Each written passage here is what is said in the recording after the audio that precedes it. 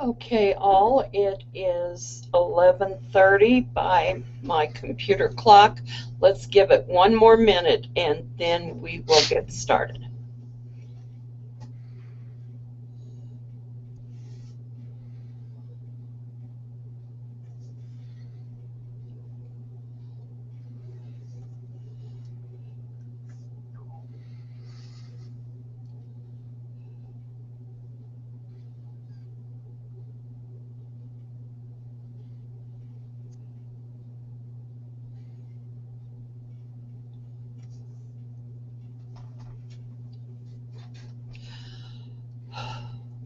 Okay, turning off the Break to Educate will start soon and we will get going.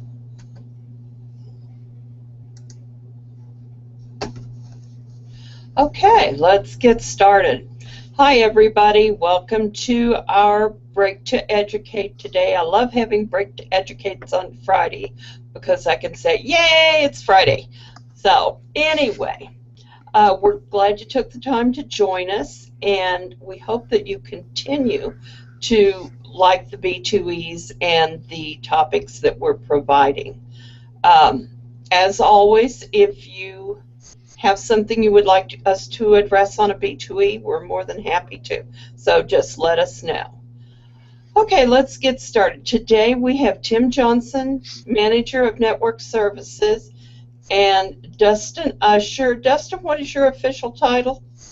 Network Security Analyst. Network Security Analyst. So he fits right into what we are going to discuss today, which is viruses, or I should change that to malware, as Dustin told me to yesterday. So we're going to discuss malware today. So let's get started. Dustin, exactly what is malware? Well, that's a great question, Gene. I know we're seeing in the news about people being attacked and information being stolen a lot lately, and it's just rising exponentially. So basically, malware or malicious software is any type of malicious code that infiltrates a computer or a server or a network of any kind. I mean, even mobile devices.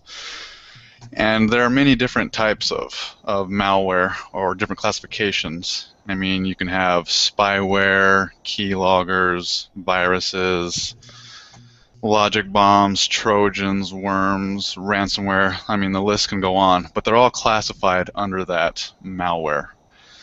And the reason, people make this malicious software or malware, there's many reasons, but a few of the basic reasons and the main reasons are, one is just for malice. They just want to be malicious. They want to be recognized in the Black Hat Society.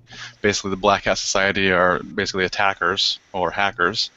And if they use, if one of their pieces of malware, takes down a financial institution or something like that, everybody knows who did it in that Black Hat Society, and they get the recognition they want, and they're happy and good. Another one is stealing sensitive information. Now, so if you're on your computer, and you get something on there, and a Trojan, for example, which is basically a program that disguises itself as a legitimate program, you run that, you don't know, it's in the background, it installs a keylogger of some sort. Now they're grabbing information off your machine, whether you're doing your banking or your taxes or anything. They're getting usernames and passwords, credit card numbers, social security numbers. Then they can take that information and open up a credit card in your account, and everything goes bad then. And then also another one we're seeing, and it's really breaking out a lot now, is to extort money, which is basically ransomware. So you're seeing that breaking out a lot. BitLocker is what it's called, and there's many different iterations of that. But basically what that does is that'll encrypt your files. Technically, it takes the first part of the file, encrypts it, puts it at the end of the file. They put a randomized bytes, so then the program that created that file can't read it. So, and then you'll get a nice little GIF or image that pops up saying, hey, we need 200 Bitcoins, and then we'll decrypt all your data for you. So, and people actually do click on that, and they pay a lot of money, thousands of dollars to do it, whether they get it decrypted or not, or they just steal their money. So, as you can see, it's pretty bad, and there's just many different iterations, and it's definitely on the rise. Sounds like there's a lot of people out there to get us. So that leads on into, Tim, how safe is our university, and what does the university, and particularly I guess it would be you and Dustin, do to protect us? Sure. Well, the biggest thing is there's not 100% safe solution out there that is really this is it that's going to keep us safe. I mean, bottom line is if somebody wants to get us, they're going to be bound and determined to try to get us. Now, we follow as much of the industry best practices as possible that in dealing with combating viruses. First and foremost, in protecting our data, we do regular backups of all network-based data. So not only all the systems that everybody uses here, Campus View, Great Plains and such, but G and H drives, we back up on a daily basis all the different changes that happen. So in Dustin's example of ransomware, if we were to get hit, and some of our information, and we have had incidents where we've been hit. We go to backup tape and we restore that data from the most recent data. So that information we keep safe, following our rest of the university's best practices. Outside of that, what else we do to protect the information? We make sure that all ATSU owned equipment, laptops, desktops, the like, has the most up-to-date software patches as they come available from Microsoft. And your email yesterday was a good example of how that process works. As soon as the update was available, announced that it was a critical update, we got that pushed out to all the workstations. Beyond that, we run Trend Micro as our virus protection. So while it may not 100% stop a virus, at least we're aware of that a machine does have a virus, and I think that gives us a chance to combat that, to keep us protected. And then information like from your department to educate users as new viruses come out. You know, try to separate the fact from the fiction and get people the information they need to know how to protect themselves at work and at home. Okay, but so is malware still getting through, or can you put it in perspective for us, how much tries to get into us and how much actually does? Well, I can start that question, then Dustin, you can add in. Yes, malware does still get through. The biggest challenge that the industry has right now is what's called a zero-day exploit. What that means is someone has been able to find a way to trick a computer, and that's what an exploit does, is it finds the holes in the computer software that the programmer or software company didn't intend to be there. They're able to manipulate that in a way to perform whatever type of desire that the programmer has for that. So in that particular case, there's no fix. There's nothing that has been related at that point because now the manufacturer is playing catch up to fix that hole, and also antivirus anti-malware companies then have to also scramble to modify their software to be able to detect it. So again, in this week in the news, we heard about the one with Internet Explorer, and there was a good 3-4 days between the time that it was announced until Microsoft got the information out there to close that hole. So, Dustin, you have anything to add with that?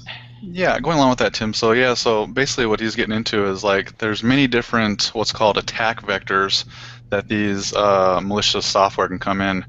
And if you think about it, there's so many different pieces of software and operating systems out there. I mean, there's millions of different vectors as these can come in on. For example, I mean, one simple one is just through the email. I mean, you can click on an email, something you don't know that it's there, and then you're infected. It can be through a USB device or a hard drive that you plug in, you don't know something's on there that you got from somewhere else, then it's on our network as well. So those are just a few of the basic vectors they can come in on. And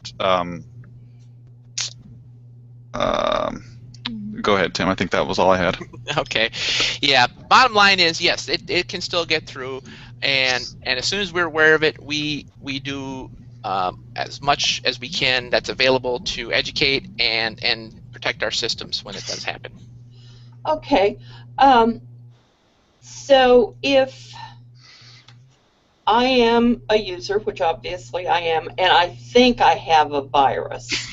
Things are just something, or I shouldn't say virus, malware. Sorry, Dustin.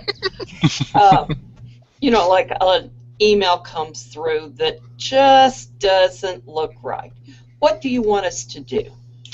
First and foremost, contact the help desk and let them know that you've got some odd behavior in those machines. Because a lot of viruses, as I mentioned with the 0-day, you won't know what's there. So any little odd behavior you have, pop-up messages, slowness, those emails that you're not quite sure about, contact the help desk. And what they'll do is they'll first investigate to see if it does have a virus. Once it's determined that the virus is on the computer, then somebody from the network team, Dustin or myself, will then confirm that, and then following our policies within the university to deal with that virus infection, we'll take the appropriate action. And it can be just as little bit of even a slowdown sometimes can be a virus, but most cases you just don't know, and so a simple call to help desk will help determine what could be going on with that computer. Okay, then on the flip side, I know that you, as the network team, have the capability to detect malware. I am the perfect example. I was thrilled to get a call from Tim on Sunday that says, Jean, you have a virus. So obviously you have means that are detecting those. And before I let you go on, I want to say this is a good time to plug. Don't save to your desktop, save to G&H, because if you do get a virus and your machine has to be re-imaged, all that's going to go away. So, all right, Tim, do you want to tell us a little bit about your detection of malware? Sure. And first step is both Dustin and myself get alerts from any of the machines through Trend Micro that they might have a virus, which in Gene's example is what's happened there. Once that's determined, then we take measures to immediately remove that from the network to protect not only the back-end infrastructure, but also to protect the other faculty and staff. Some viruses do replicate themselves across the network, so we want to make sure that we mitigate that damage as well as possible. Then from that, if the virus is serious enough, like in the case of ransomware, then the computer is replaced, or the hard drive is replaced, and then Dustin takes over and does a forensic analysis. So Dustin, why don't you take about 30 seconds and talk about that process? Okay, so basically what I'll do is we have what's called a packet capturing program, and basically it monitors the network traffic that's been going on to that user's computer that was infected. So then I can take that information and I can actually plug it into another program and see all the network streams that were on the wire that were going through to that system. And I can capture and reassemble all the different files that came through the system. And then what's nice is there's so many forensic tools out there. You can get on, for example, it's called virustotal.com, where you can plug in a URL or a file, and it'll scan it, and it uses about 51 different engines to scan that, and it'll tell you, hey, if it's a possible virus or if it has been detected as some type of malware, and it'll let you know that. So then after I find that, then, for example, I was just working on one the other day where we found 15 different types of malicious files. So then I'll zip those up and I'll send them over to Tim, and we'll write a security report on that. But it helps us monitor what type of traffic's actually coming in here, and it can help us maybe stop or identify something before it actually happens again. Yep. Okay, and you mentioned a security report. There are ways that you do notify, is it Trend, or you notify others that you've seen this virus, don't you? Or you've seen this malware. Well, Dustin will communicate back to Trend about, that number one, if their software's communicating working correctly, or if there's something that's detected, we'll communicate with Trends to let them know that we see this. But most importantly, we captured this information both for reporting for the university's sake and in case we need to contact law enforcement. In the case of BitLocker, there are instances, there's actually an FBI group working on it right now to try to hunt these guys down and bring them to justice. So that information is also then given to others within the community, within the academic community, as well with other IT folks, to be able to determine the source of these this malware and ultimately bring those people to justice. So that's something that because the biggest thing that I'll take a few seconds here to talk about is they're after identities and they're after information. Especially if you talk about in terms of your home computer, they want your information to be able to get access to your life. So that's the bottom line with why we try to stop that. So not only are they getting access to our university life, but they're after you personally. Okay, and I was going to ask you to touch on identity theft for just a minute. I actually think this is a broad enough subject we could do a whole B2E on it. Yep. But anyway, just tell us a little about identity theft. Well, identity theft, I think a lot of people have heard about it. You know, it's the fastest growing crime, cybercrime that's out there. And the biggest one right now that we've got of recently is tax fraud. And there is a big target against physicians and medical institutions of getting personal income tax information by basically filing a fraudulent tax return for the person. So hopefully everyone got their taxes in early enough and they weren't victims of that. And that's a big thing right there, because with the anonymity of the internet, you don't know.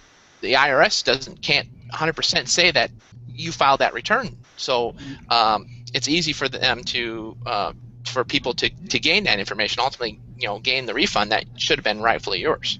So that's just one form of it that's of late. But yeah, like you said, Gene, this is a topic that we could go on for hours talking about. And if I may interject something too real quick, guys. There's also, I mean, for example, the financial institutions, they also offer monitoring tools. I mean, I'm sure you've seen commercials on them that'll say, hey, did you open this credit card? And you can say, well, no, I didn't. That's over in Brazil or whatever. Of course I didn't do that. So Right. then you can, so they have those tools out there. So it's something to think about. Yep, and my call was from Fry's in Phoenix. I haven't been to Phoenix for 6-7 months, so my credit card company determined that I wasn't making a purchase last Sunday on there. So, yeah, but really the key thing, bottom line with the university, Dustin's job, my job, it's not just your information. They're after the entire university's information here. So while it may seem that we're a little bit more stringent on some of the requirements we have here, it's because we've got a bigger pie to protect here in some cases. I mean, yeah, personal information is one thing, but when you're dealing with the personal information of several thousand students, faculty, and staff, and that's something we have to make sure we're protecting here. Okay, that's good. Well, I think we've covered the university, but in this day and age, everyone has a home computer too. Mm-hmm. What advice can you give everyone for protecting their home computer and actions that they should take? Number one, first and foremost, if you're Mac, PC, whatever, keep up to date. Keep your updates on there from Microsoft. Close those holes that this malware uses, regardless of anything else that you get. Get a good virus protection package, but as long as you have those updates applied and make sure you're getting them from the actual source. Apple makes it pretty easy, but Windows also has the Windows Update service. Both platforms, make sure that you stay up to date on those. Beyond that, just watch what you do on the internet. Okay, so you mentioned Apple's. Let's address this. Is it a myth or a fact that Apples do not get viruses? I'll take yeah, that. Go ahead, Dustin. You want that one, Dustin? We're both ready to jump on this one, but yeah. So basically, it's it's an operating system. Any operating system can be attacked, and actually, the myth behind that was that Windows basically they control a big amount of the business of computing right now. But now Macs are being more widely used. Everybody's seeing that. They're noticing that. So the attack vector on that is growing. So yes, they can be attacked, just as well as Androids and iOS, and any little embedded operating system can be attacked. But it's they want to affect the most people. Okay.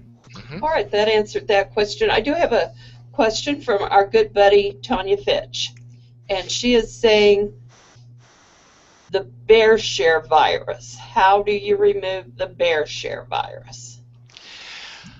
Well, the one thing about any virus, you can never totally say that you can remove it from a machine. And that's why our policy has been to get the machine re-imaged, reinstalled, rebuilt as quickly as possible. Any virus, in particular the bear share virus, um, or the BitLocker, they will leave behind some of those Trojans, or they can modify legitimate Microsoft programs, and even an antivirus program, when you do a full scan, may or may not detect that particular file has been modified, and they will sit there, and it could be months, it could even be years before they reactivate with some kind of other payload. Once you get any kind of virus on the machine, that machine is basically at the mercy of the person who put the virus there or who built the virus. So it becomes part of what they call a botnet. So now it's a whole series of computers throughout the world that are ready to do bidding. So Okay, Dustin? Yeah, Dustin, you have anything to actually, and I was going along with Tim, yeah, because you could have what's called the polymorphic malware. So basically, that changes to its environment. If it knows that you have some kind of antivirus or you're trying to get rid of it, then it's going to change its coding so it cannot be recognized. Yep. The vast majority of viruses, the first thing they do on a machine is look for and disable your virus protection and any ability that you have on the machine to detect it's even there. The ability to even get into your file system through the Windows Explorer, the ability to look at your control panel on Windows. That's the first thing they're going to do is they don't want you to know they're there. Malware is smart, isn't it? Okay, Tim Tucker asks, how about cell phones? Mm-hmm. Yes, we're not seeing personally a lot of hits on our cell phones that I've seen anyways from the help desk, but yes, the Android operating systems and the iOSs can be just affected just as well. But the good thing about that is there are free antivirus software that you can get for mobile devices as well. And I think at the end of this we're going to include some resources where you guys can look into that. Yep. That's correct. Yep. Okay, Anita Franklin asks, is there any cautionary steps we should take when working with browser applications / programs such as SurveyMonkey? And the feds have us use data mining programs through IE. So are there any cautionary steps that they can take? I have actually I'm going to go ahead and put a plug in for this piece of software that I was just testing the other day. It's called Komodo Firewall, and it's free from them. And what it basically allows you to do is it allows you to sandbox different programs, which basically means it runs it in an enclosed casing, like Internet Explorer, for example, and then as soon as you click out of it, it's shut off. It doesn't have any connection to any of your data on your computer at all, and it's completely virtualized, and it shuts it off. So you could actually run IE in the sandbox little program that Komodo Firewall offers, and it wouldn't affect your computer at all. Yep. That may be one measure. Yep. Another measure we have in place here as part of our Trend Micro Suite is called web reputation. So even on some of those legitimate sites like SurveyMonkey, like even CNN, they have links to ad share websites, and sometimes all it takes is from those adware websites to have, you give them a few bucks and you can put up just about anything. So that's where a lot of the malware distribution can come from. So what the reputation does is, as soon as it sees some of that on those websites, it will alert the person right away that, hey, there's something not right about this website. You might want to avoid that.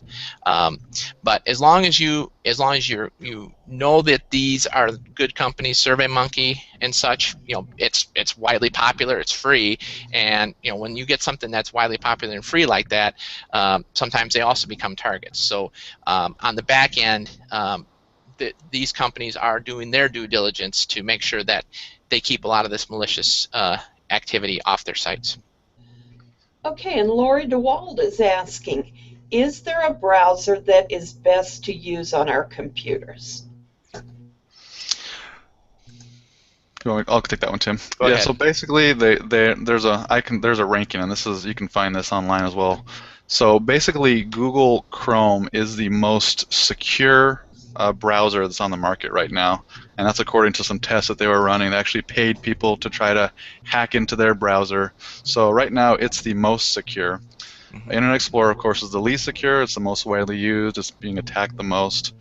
And then Firefox is also secure, and that's actually the one that we recommend for a lot of our systems at ATSU still, because it seems to be the most compatible.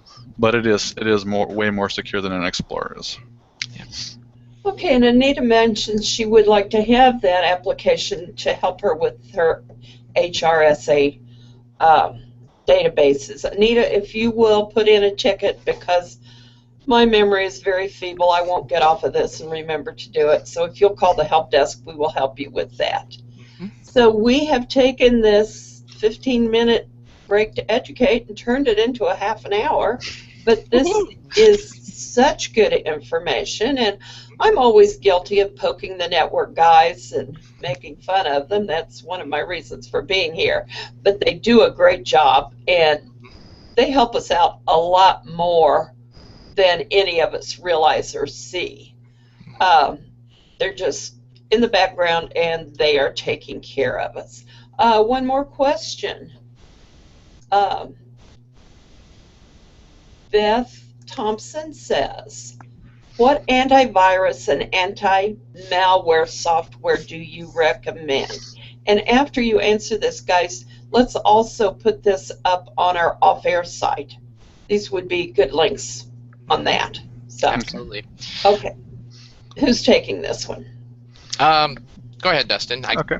Yeah, so basically, there's a couple others. So for Windows, especially 8 now, so Defender comes with them, which is basically they just embedded Microsoft Security Essentials into their Windows 8 programs. And that one seems to be pretty decent. They seem to be keeping up to date with all the definitions as much as they can, as Tim said, with the 0 days out there. Nobody can. And with the Macs, personally, I've been using Sophos, and it's also free, and it seems to be doing a fine job. I've had no issues with it personally. So for those two platforms, those are what I recommend. Yep. One that I would avoid, not because it's not a good package, I think it's a good package, but Symantec's package incorporates not just the antivirus, but a lot of other pieces that are already built into Windows, such as the firewall, such as some of the other pop-up blocking type things. It tends to add a lot more overhead to the machine for that kind of protection. But it is good, don't get me wrong there, but it does add a lot of overhead. So the ones that Dustin mentioned, I personally have tried Avast, which is a free one as well. That one does a pretty good job. But again, antivirus is really behind the 8 ball when it comes to a lot of this malicious activity, because it tends to pick it up almost after the fact because of the way these viruses operate today. So it's really going to be, again, keeping up with those updates. That's your best method of defense. As soon as you know an update's available, get it on there, and that way you close the hole. And if I may interject something else also, Tim, so as he was bringing out, so if you have one good antivirus, 2 is not better. It will, the more you add, the more it'll affect the performance of the machine, and you just need one on there. Exactly. Okay, well, this has been great. I think I'll wrap it up. I'm going to keep the camera on Dustin because I'm having a bad hair day, and obviously Dustin is not. So, see, this is what malware does to you. Look at our heads. So if we have no other questions, just a reminder, our next Lunch and Learn is Tuesday, May 6th. We will be discussing clinical rotations at ATSU. Looks to be a really good presentation. That's at noon Central Time. And then the next B2E will be Friday, May 16th. and that is installing a printer. So I really thank you guys for this. Yeah, thanks for and having us, Gene. Thank you. yeah, I will not make fun of you all afternoon.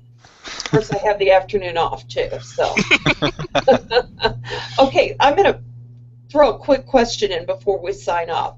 Anita Franklin says, unfortunately, Feds require us to use IE for mining their databases. Yep. I'm hoping they move to Firefox. Yeah, that would be a good move for them. Yeah, there's a lot of Microsoft software back end Yeah. that requires IE, so that's why it's not because that's one they like. It's because they have no choice with the way some of the websites that are built out there. So in those particular cases, there is security settings with IE 11 that also will help with making sure that that you have the best security possible with IE, but just use it for those particular websites, and then just use one of the other browsers for everything else that you do. Okay, I'm going to let you guys go back to protecting us. And All right. Listeners, remember that on the off air, the guys will be posting some good links for about malware. And if you have other questions, we'll be monitoring it throughout the afternoon and all the time, actually. So thanks, everyone, and see ya. Have a good one, guys. Yep. Bye, guys.